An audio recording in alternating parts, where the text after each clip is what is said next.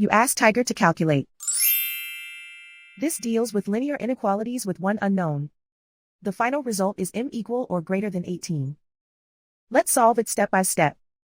Group all constants on the right side of the inequality. Add 2 to both sides.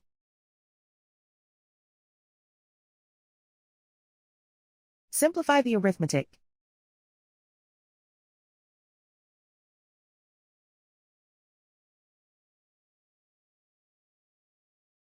Isolate the m. Multiply both sides by 3.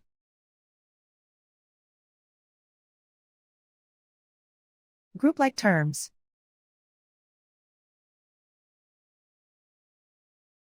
Multiply the coefficients.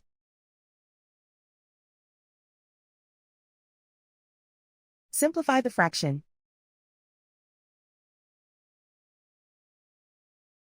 Simplify the arithmetic.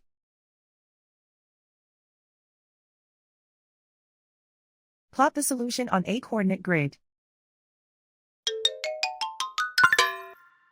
And so the final result is m equal or greater than 18.